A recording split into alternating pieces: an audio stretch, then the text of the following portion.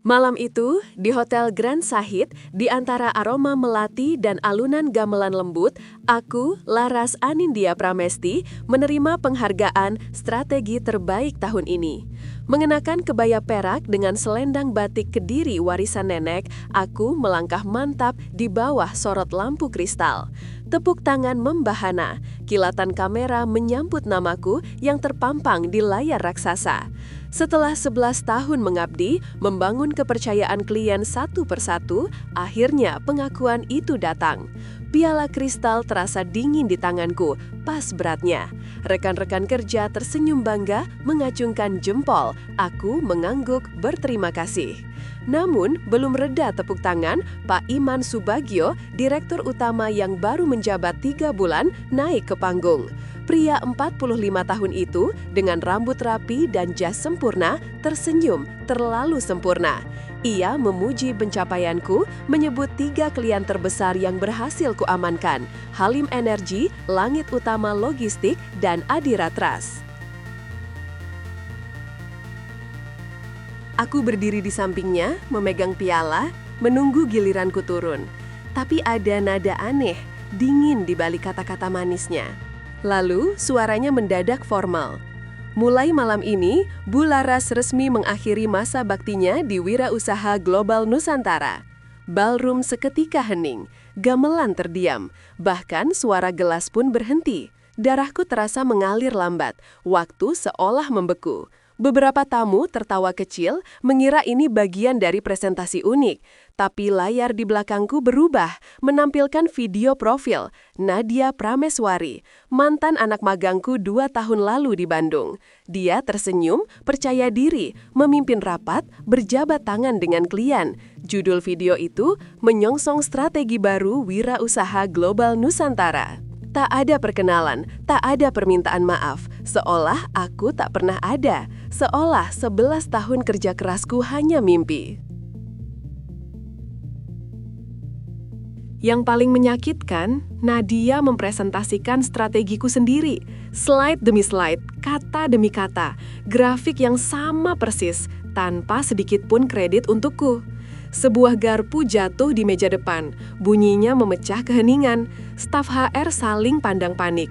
Nadia di meja tamu tersenyum gugup saat menerima ucapan selamat, tangannya sedikit gemetar. Aku masih berdiri di panggung, piala terasa asing, kakiku kaku. Di benakku, serpihan-serpihan puzzle mulai menyatu. Ini bukan kejutan, ini eksekusi yang direncanakan matang. Pikiranku melayang ke kejadian-kejadian janggal beberapa waktu terakhir.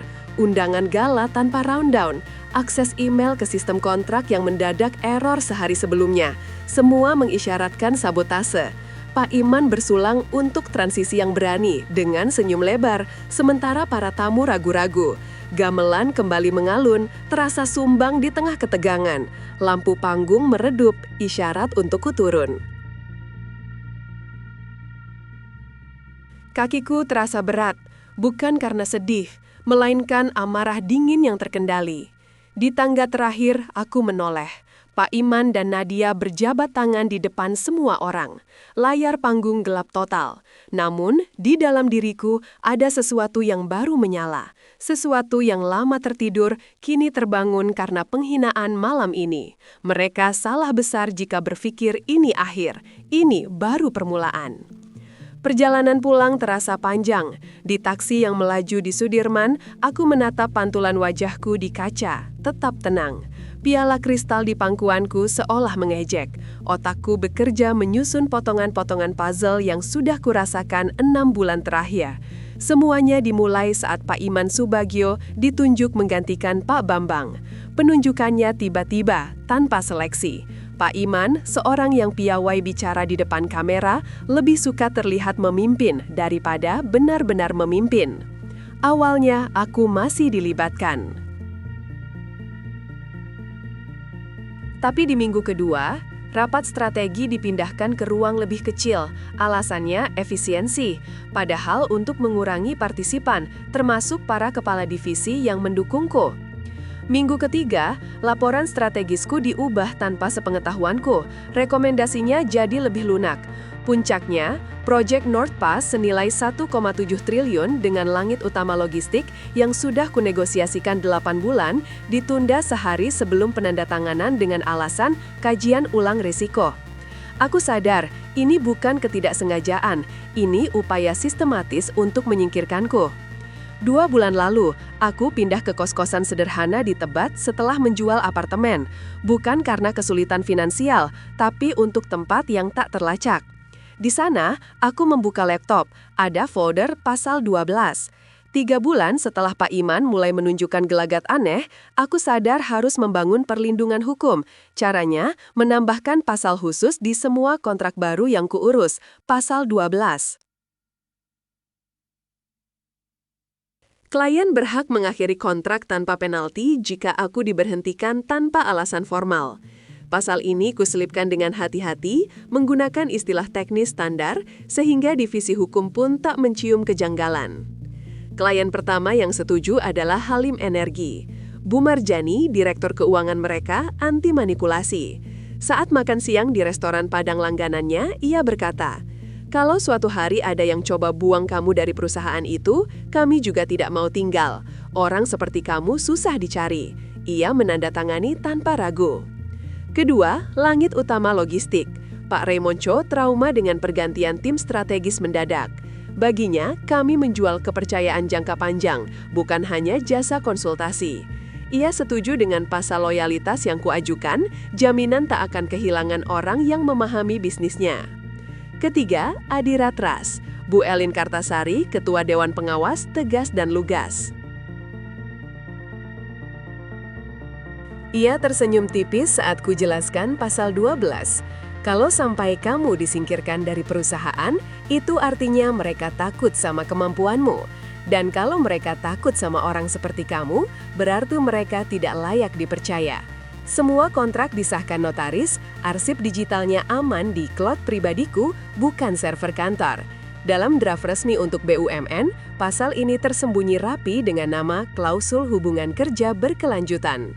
Di kos-kosan, pukul 2 dini hari, aku menatap folder hitungan mundur di laptop. Di dalamnya, 3 file bernama Halim, Langit Utama, dan Adira. Salinan kontrak lengkap, kontak pengambil keputusan, dan jadwal aktivasi pasal 12. Semuanya sudah siap, tinggal menunggu namaku resmi terhapus dari Wirausaha Global Nusantara, maka pasal 12 akan aktif otomatis. Tak perlu ancaman, tak perlu membakar jembatan, cukup biarkan sistem bekerja. Di cermin, wajahku denang. Tak ada air mata, tak ada amarah meledak-ledak. Hanya kepastian bahwa besok akan jadi hari yang menarik.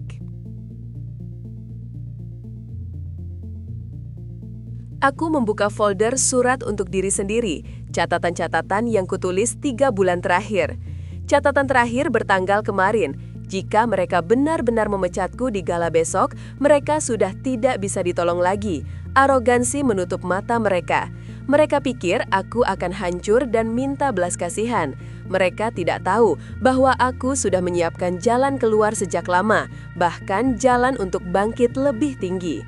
Instingku benar, roda sudah mulai berputar. Dari laci, ku ambil amplop coklat tipis berisi dokumen rahasia, pendirian perusahaan baru, Mitra Sejati Nusantara, Mitra True, akta notaris, izin usaha, rekening bank, website, sistem manajemen klien, semua siap. Tinggal 1 klik untuk mengaktifkannya.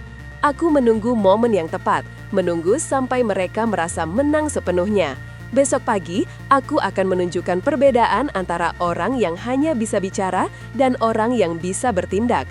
Aku mematikan lampu, berbaring. Piala kristal di meja memantulkan cahaya bulan, saksi bisu babak baruko. Mereka pikir malam ini kemenangan mereka, padahal ini malam terakhir mereka bisa tidur nyenyak. Alarm ponsel berdering pukul 5 pagi. Aku sudah terbiasa. 3 bulan terakhir, jam ini adalah waktu untuk mempersiapkan sesuatu yang tak pernah mereka duga. Dengan secangkir kopi hitam pahit, aku menatap dashboard internal Mitra Sejati Nusantara. Semua data tersusun rapi, menunggu komando.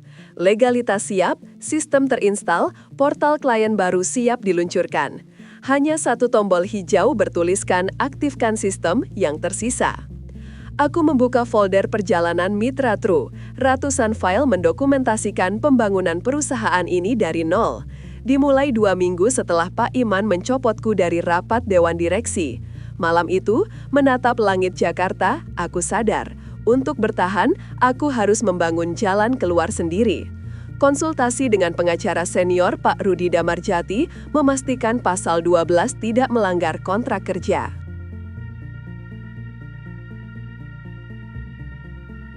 Ini cerdas, kata Pak Rudi. Mereka sendiri yang menandatangani jalan keluar mereka. Proses legalitas memakan 2 bulan, kuurus sendiri. Kantor sementara adalah ruang tamu kos-kosan di Tebet. Untuk IT, aku merekrut Dimas Pratama, programmer freelance yang tak tahan dengan politik kantor lama. Mbak Laras, saya siap bantu, katanya. Dimas membangun sistem manajemen klien yang sederhana namun efektif, termasuk keamanan data. Semua biaya 250 juta dari tabungan pribadi dan proyek freelance malam hari. Sebuah investasi untuk masa depan yang takkan bisa direbut siapapun. Nama Mitra Sejati Nusantara pun punya makna personal. Mitra untuk Bu Marjani yang percaya padaku sebagai mitra sejati. Sejati untuk Pak Raymond yang mencari kemitraan berdasarkan kemitraan. Nusantara untuk Bu Elin yang percaya pada kemampuan anak bangsa. Pengingat bahwa kesetiaan sejati tak bisa dibeli. 3 minggu sebelum gala, semua persiapan selesai. Website siap, email aktif, sistem berjalan, namun belum ada klien. Semuanya menunggu 1 tombol. Aku juga menyiapkan 3 rencana kontinensi jika wirausaha global Nusantara menyerang balik, lengkap dengan backup data dan draft pernyataan pers. Pukul 5.30 pagi, aku menekan tombol aktifkan sistem. Dashboard Mitra True langsung online. Logo sederhana, tulisan Mitra Sejati Nusantara, konsultan strategis independen, dan visi, etika strategis kepemimpinan jangka panjang. 5 menit kemudian, email pertama masuk dari Bu Elin, Adira Trust. Kami ingin bertemu secepatnya untuk membahas kerjasama dengan perusahaan baru Ibu. Video call pukul 7 pagi ini, kubalas tanpa ragu. 10 menit kemudian, email kedua dari Bu Marjani, Halim Energi. Selamat atas langkah berani Ibu. Kami sudah siap mengaktifkan pasal yang kita sepakati dulu. Mohon konfirmasi kapan bisa mulai kerjasama dengan Mitra True. Pukul 6 pagi, email ketiga dari Pak Raymond, Langit Utama Logistik. Laras, kami sudah tunggu hari ini. Semua dokumen perpindahan sudah siap. Yang kami butuhkan hanya tanda tangan Ibu di kontrak baru. Perasaan aneh menyeruak. Bukan senang berlebihan, tapi kepuasan mendalam. Kepercayaan yang kubangun tak sia-sia. Mereka bukan hanya klien, tapi mitra yang memahami kejujuran. Pukul 6.06.30, ponsel bergetar. Bu Elin menelpon. Kami akan keluar dari Wirausaha Global Nusantara hari ini juga. Kami siap menjadi klien pertama Mitra True. Saya harap kamu masih pegang komitmen yang kita bicarakan dulu. Aku menjawab tenang. Saya tidak pernah melupakan janji. Sistem sudah siap, tim standby, kontrak baru sudah disiapkan. Kapan Ibu ingin memulai? Hari ini, sekarang juga kalau bisa. Kurang dari 2 jam setelah mengaktifkan Mitra True, aku sudah mendapatkan 3 klien terbesar Wirausaha Global Nusantara. Klien yang sudah membangun kepercayaan denganku selama bertahun-tahun. Aku membuka berita. Belum ada kabar Mitra True. Wajar. Tapi sebentar lagi, saat surat pemutusan kontrak masuk, situasi akan drastis berubah. Aku membayangkan ekspresi Pak Iman, bingung, panik, lalu menyadari bahwa semua ini terhubung denganku, konsekuensi arogansi. Sinar matahari menyentuh meja kos-kosan, hari baru dimulai, hari yang akan mengubah segalanya. Piala kristal, semalam simbol penghinaan, kini pengingat kebebasan untuk membangun masa depan sendiri. Ponsel bergetar lagi, wartawan jawab pos. Berita menyebar lebih cepat dari dugaan. Dalam 72 jam, kontrak raksasa 5 tahun bisa hilang. Aku menolak wawancara, belum waktunya bicara. Fokus pada hari pertama Mitra True dan memantau kantor lama. Dimas mengirim pesan, dashboard klien sudah bisa diakses, saya standby 24 jam. Ku balas, "Terima kasih Mas, hari ini akan jadi hari yang panjang." Pukul 9 pagi, di warung kopi Pak Agus, aku membuka laptop, menunggu efek domino. Pukul 9. 27. Email dari Mbak Sari, resepsionis kantor lama. "Bu Laras, ada surat aneh dari Halim Energi langsung ke Dewan Komisaris. Isinya pemutusan kontrak. Kantor sudah heboh." Aku tersenyum dalam hati. Efek domino dimulai. Pukul 10.30, grup WhatsApp alumni Wirausaha Global Nusantara ramai. Rudi, Kepala Divisi Keuangan, bertanya mengapa Halim Energi memutus kontrak. Indah, staf hukum, mengkonfirmasi pasal 12. Bambang, mantan HRD, mengaitkannya dengan pemecatanku. Grup langsung hening. Aku keluar dari grup fokus pada email dari 3 klien yang lancar memproses perpindahan. Siang, telepon dari ruang kerja Pak Iman, suaranya tegang. "Laras, kita perlu bicara sekarang." "Maaf Pak, saya bukan lagi karyawan Wirausaha Global Nusantara. Kalau ada yang perlu dibicarakan, lewat jalur resmi." Napas tertahan di seberang. "Jangan main-main Laras, kamu tahu apa yang terjadi." "Saya tidak tahu apa-apa, saya hanya menjalankan perusahaan baru saya sesuai aturan yang berlaku." "Perusahaan apa?" "Silahkan melanggar kontrak kerja." "Silahkan baca ulang kontrak saya, Pak. Tidak ada pelanggaran. Semua legal." Telepon ditutup kasar. Panik sudah menjalar. 2 jam kemudian, "Mbak Sari, Bu, kantor makin kacau. Surat kedua dari Langit Utama. Pak Iman keluar masuk ruang komisaris, mau panggil divisi hukum." Saat itu juga, emailku berdering. Surat resmi dari Langit Utama Logistik mengakhiri kerjasama berdasarkan pasal 12. Di bawahnya, lampiran pribadi dari Pak Raymond. Foto jam tangan emas yang pernah kuberikan, kini dikembalikan dengan ukiran baru. "Waktu yang kau tanam, kini kami kembalikan." Pesan dalam namun sederhana, menghargai kepercayaan. Pukul 3 sore, efek ketiga terasa. Bukan surat, tapi pengumuman publik di website resmi Adira Trust. Profil kemitraan strategis mereka berubah dari Wirausaha Global Nusantara menjadi Mitra Sejati Nusantara. Berita menyebar cepat di media sosial. Ponselku tak berhenti berdering. Wartawan, kolega, bahkan karyawan lama. Aku memilih tak merespon media, fokus memastikan transisi klien. Sore harinya, video call terpisah dengan ketiga klien. Bu Elin tenang, profesional, proyek akan dilanjutkan persis seperti sebelumnya.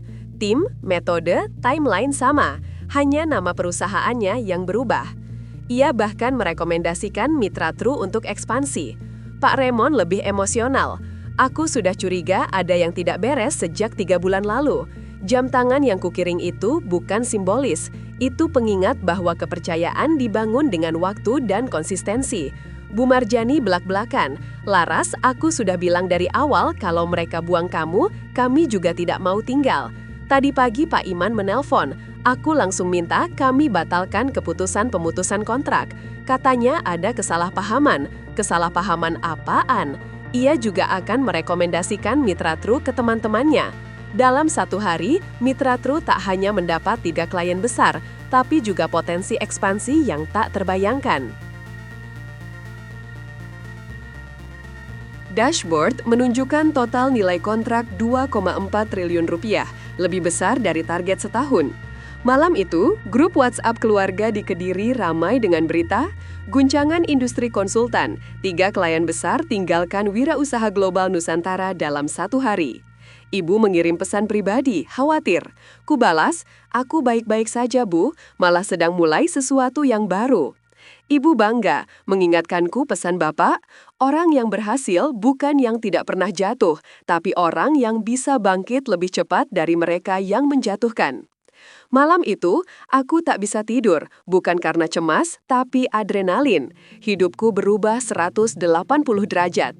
Dari karyawan dipecat memalukan, menjadi pemilik perusahaan besar. Azan subuh mulai terdengar, hari baru akan dimulai. Aku tak butuh panggung lama jika bisa membangun panggungku sendiri. Hari ketiga setelah peluncuran Mitra True, berita mengejutkan muncul di Kompas Bisnis. Krisis kepercayaan di Wirausaha Global Nusantara, saham anjlok 39%. Artikel itu merinci dampak keluarnya 3 klien besar secara bersamaan, mengutip analis pasar modal yang menyamakannya dengan rumah sakit kehilangan 3 dokter spesialis terbaik. Dampaknya bukan hanya finansial, tapi juga reputasional. Email dari Dimas mengabarkan server Mitra True kebanjiran traffic, 5.000 kunjungan dalam 2 hari. Berarti berita sudah menyebar, orang penasaran. Pukul 9 pagi, ponselku berdering. David Langgeng, Kepala Divisi Strategi Regional dari Wirausaha Global Nusantara, menelepon. Ia ingin bertemu 4 mata. Ada hal penting yang ingin dibicarakan secara pribadi. Aku setuju bertemu di kafe dekat Bundaran HI. Di kafe, Pak David terlihat lelah. Dewan Komisaris Wirausaha Global Nusantara mengadakan rapat darurat kemarin malam, katanya. Pak Iman diberhentikan sebagai direktur utama. Aku terkejut, keputusan bulat. Bahkan Pak Bambang yang dulu merekomendasikannya pun setuju.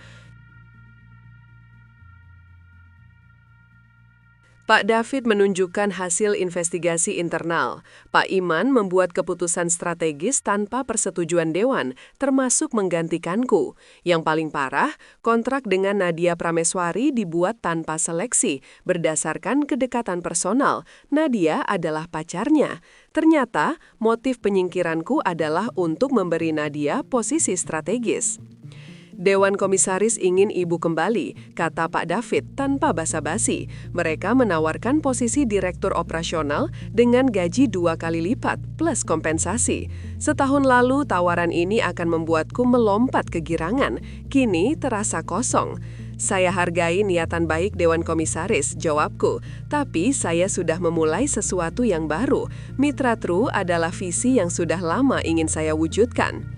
Pak David mencoba meyakinkan, menyinggung sejarah 40 tahun Wirausaha Global Nusantara, jaringan klien luas, dan sumber daya besar. Aku tersenyum tipis. 3 hari lalu mereka memecatku di depan 300 orang tanpa hormat. Hari ini mereka menawarkan posisi direktur. Bagaimana saya bisa mempercayai institusi yang keputusannya bisa berubah 180 derajat dalam 3 hari? Pak David mengangguk, memahami. Ia menjelaskan, tanpa 3 klien besar itu, Wirausaha Global Nusantara dalam kondisi kritis. Investor Korea Selatan mundur, klien menengah mulai ragu. Ia sendiri ditunjuk sebagai direktur utama sementara, bingung harus memulai dari mana. Aku merasa kasihan padanya, orang baik yang terjebak kekacauan. Namun aku tak bisa melupakan bagaimana sistem perusahaan itu membuangku demi kepentingan politik. Pak David, saya punya saran, kataku. Alih-alih meminta saya kembali, lebih baik Bapak fokus membangun kredibilitas baru. Tunjukkan pada publik bahwa manajemen baru Wirausaha Global Nusantara berbeda, transparan, akuntabel, profesional. Mulai dengan membersihkan semua keputusan kontroversial Pak Iman, audit menyeluruh, dan publikasikan hasilnya.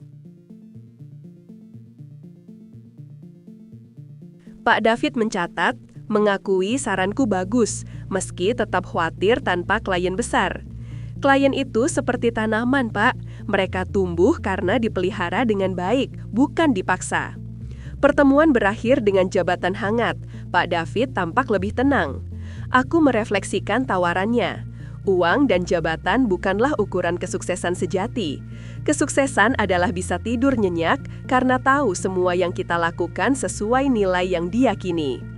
Sore itu, saham Wirausaha Global Nusantara anjlok 42%, penurunan terbesar dalam sejarah. Sementara itu, Mitra True menerima 5 inquiry baru dari perusahaan menengah. Malamnya, aku video call dengan ibu di Kediri. Ibu khawatir melihat berita perusahaan lamaku di televisi. Aku baik-baik saja, Bu, malah sedang mulai sesuatu yang baru. Ibu bangga mengingatkan pesan Bapak. Kalau kita berbuat baik dan sabar, Allah pasti berikan jalan yang lebih baik. Ibu juga bercerita wartawan dari Jakarta sudah mulai mencari tahu tentangku. Aku tersenyum. Efek drama ini sudah sampai ke kampung halaman. Bilang saja anak ibu sedang sibuk membangun sesuatu yang baru. Duduk di teras kos-kosan, aku menikmati udara malam Jakarta. 3 hari lalu, aku masih memikirkan cara mempertahankan posisiku. Kini aku sibuk mengembangkan perusahaan baru yang tumbuh lebih cepat dari rencana. Hidup memang penuh kejutan. Kadang yang kita kira akhir justru menjadi permulaan yang lebih baik. Ponselku bergetar. Pesan WhatsApp dari nomor tak dikenal. Laras, ini Iman. Kita perlu bicara. Ada hal penting yang harus kujelaskan. Pak Iman yang sudah diberhentikan kini ingin bertemu. Aku tak langsung membalas. Biar dia menunggu, seperti aku dulu menunggunya saat ia menyingkirkanku. Malam itu aku tidur dengan tenang. Tak ada lagi kekhawatiran politik kantor. Hanya rencana untuk mengembangkan Mitra True menjadi perusahaan berintegritas. Tak ada lagi lampu panggung pinjaman. Semua cahaya kini datang dari dalam diriku. Sebulan setelah peluncuran Mitra True, aku memutuskan mengadakan acara peresmian yang sesungguhnya. Bukan untuk pamer, tapi menandai babak baru hidupku dengan bermartabat.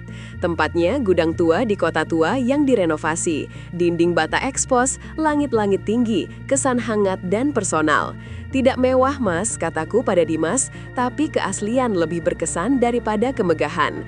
Konsepnya sederhana, kehangatan, kejujuran, dan apresiasi tulus. Hanya 60 tamu, klien, mitra, teman dekat, dan keluarga.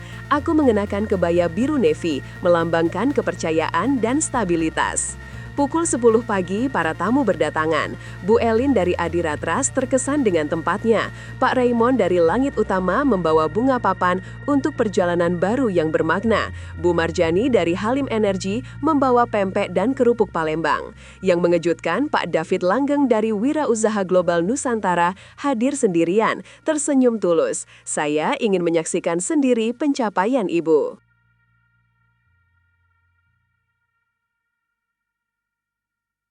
Ibu datang dari Kediri bersama Mas Agung, matanya berbinar melihat suasana hangat yang tak formal.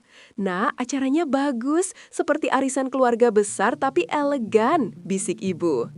Tepat pukul 11, aku berdiri di depan, tanpa podium, hanya mikrofon sederhana. 1 bulan lalu, saya mengalami malam yang mengubah hidup saya selamanya. Malam itu, saya belajar bahwa kehormatan tidak datang dari panggung tinggi atau lampu menyilaukan. Kehormatan datang dari dalam diri kita sendiri. Aku menatap mata mereka.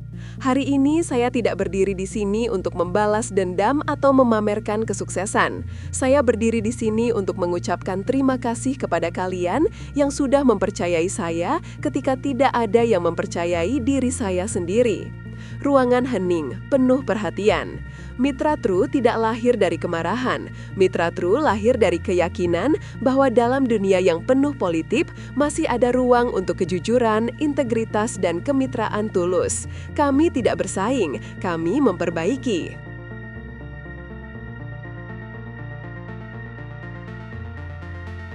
Kami tidak menjanjikan yang termurah, tapi kami berjanji yang paling jujur. Tepuk tangan hangat pecah. Aku meminta Bu Elin, Pak Raymond, dan Bu Marjani berdiri. Mereka berdiri di sampingku, sejajar, simbol kemitraan sejati. Tanpa kepercayaan kalian bertiga, Mitra True hanya akan menjadi mimpi di atas kertas.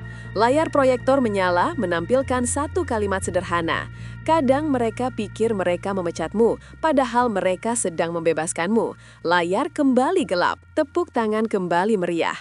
Saat berbaur dengan tamu, ibu menghampiriku, bangga.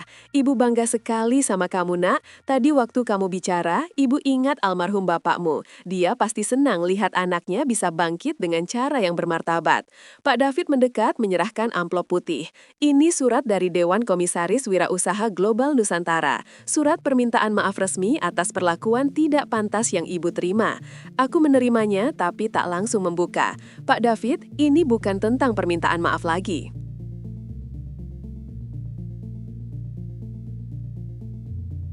Yang sudah terjadi, sudah terjadi. Yang penting adalah kita semua belajar dari pengalaman ini.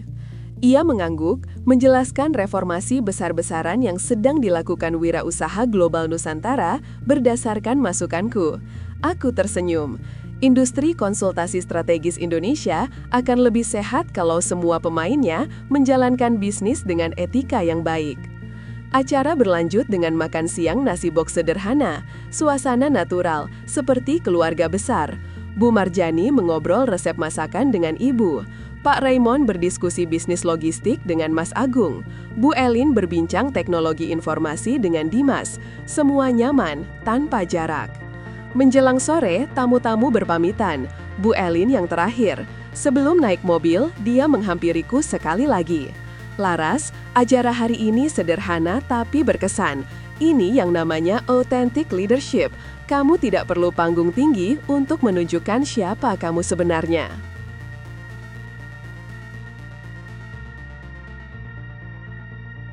Ia juga menawarkan untuk merekomendasikan Mitra True ke Asosiasi Pengusaha Perempuan.